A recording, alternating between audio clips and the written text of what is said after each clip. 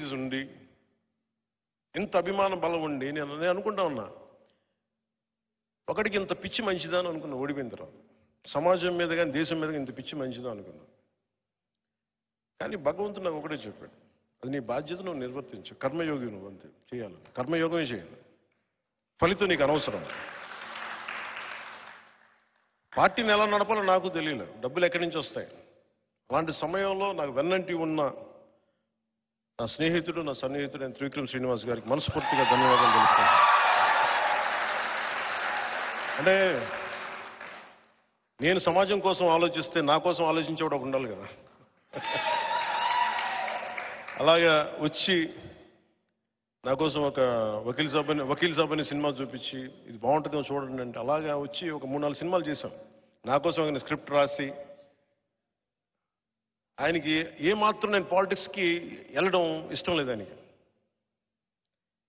కన్నా వ్యధ భరించలేక ఆయన జల్సాలో కూడా ఆ ఇంటర్వెల్ సీను నా కోపం, అది సగటు మనిషి తాలూకు కోపం. ఇంటర్వెల్ సీన్ అది. నేను చిన్నప్పుడు ఒక టీన్స్లో ఈ ఉద్యమాల వైపు వెళ్ళిపోదాం అనుకునేవాడిని. ఆ కోపం అట్లాగే ఉండిపోయి నా వ్యధ చూసి ఆయన కనీసం ఇతనికి సినిమాలు ఈ డైలాగులు రాసేస్తే ఇక ఆగిపోతాడేమో, పాలిటిక్స్కి వెళ్ళడేమో అనుకొని జలసాల డైలాగులు రాశారు.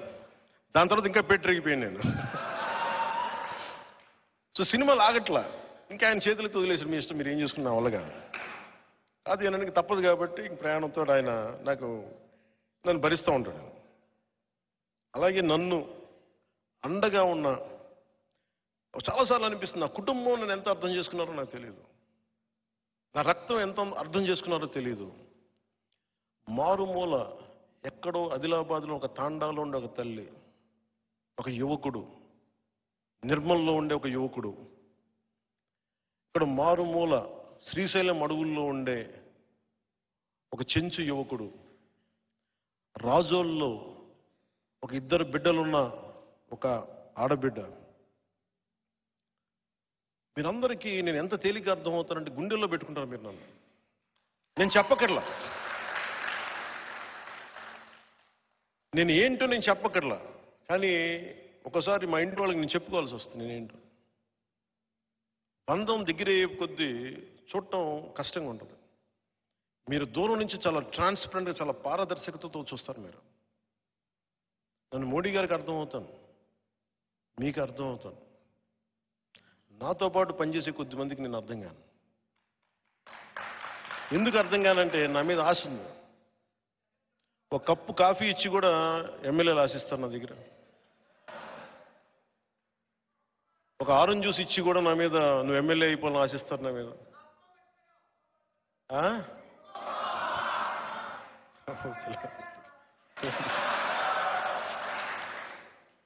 ఏమో ఇంక నేను ఎందుకులే కానీ, అంటే సలహాలు నాకే. పవన్ కళ్యాణ్ అనేవాడు సలహాలు చాలా తేలిక ఉంటాయి. ఏదో తెల్లబట్టలేసి ఊగుతూ నడుస్తూ ఉంటాడు అటు ఇటు. ఇట్లా నీకు సలహా ఇస్తాను సార్, చెప్పండి సార్. చాలా చాలా పద్ధతి కూర్చొస్తా, చెప్పండి సార్, ఇలా కూర్చుంటే. నువ్వేం చేయాలంటే ఏ నియోజకవర్గంలో ఎవరిని పెట్టాలో నాకు చెప్తారు. నేను గౌరవిస్తాను, కరెక్ట్ గుర్తిస్తా, మరీ నన్ను అంత చావు కొట్టకూడదు కదా. వైసీపీని తిట్టాల్సిన పరిస్థితుల్లో కూడా నన్ను తిడతానంటే ఎట్లా? నేను నిజంగా మధ్యతరగతి మనిషికి కులం, మతం, ప్రాంతాలు ఏముండవు. వాడి కష్టాలు, వాడి బాధలే ఉంటాయి. ఆడి చాలా ప్లెయిన్గా ఉంటారు మధ్యతరగతి మనుషులు. ఈ పాలిటిక్స్లో అందరి గురించి ఆలోచిస్తున్నాం, కానీ అన్నిటినీ పాటించే సగటు మధ్యతరగతి మనిషి గురించి ఆలోచించడం మానేశాం మనం. అన్ని పొలిటికల్ పార్టీ, ఎందుకంటే ఇది ఓట్ బ్యాంక్ కాదు, ఇది మధ్యతరగతి అనేది ఒక ఓట్ బ్యాంక్ కాదు. అందుకే అందరూ దాని గురించి మాట్లాడడం, పట్టించుకోరు. ఎందుకంటే నిజంగా మధ్యతరగతి సగటు మనిషి మేల్కొంటే ఈ దేశంలో రాజకీయం మారిపోతాయి.